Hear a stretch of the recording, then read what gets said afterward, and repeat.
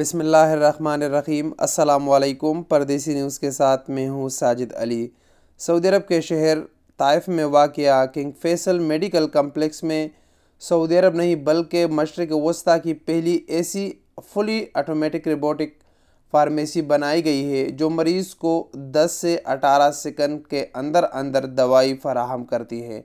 अक्सर आप जब हस्पताल में जाते हो तो डॉक्टर से फ़ारिग होने के बाद जब आप फार्मेसी की तरफ रुख करते हो तो वहाँ पर लाइन लगी होती है और मरीज़ को काफ़ी वहाँ इंतज़ार करना पड़ता है। इसी ख़याल को मद्देनज़र रखते हुए कि मरीज़ को इंतज़ार ना करना पड़े, सऊदी हुकूमत ने एक अच्छा स्टेप उठाया है और पहली रोबोटिक फार्मेसी ताइफ में के किंग फैसल मेडिकल कम्प्लेक्स में बनाई गई है।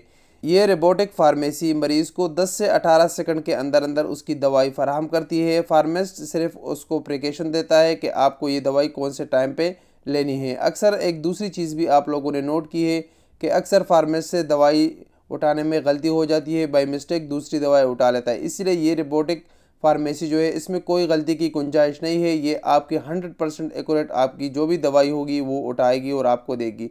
ये मशरिक़ वस्ता की पहली फार्मेसी है। इसकी रिपोर्ट आप लोग मुलाहिज़ा कर सकता है कि ये फार्मेसी किस तरीके कार से काम करती है।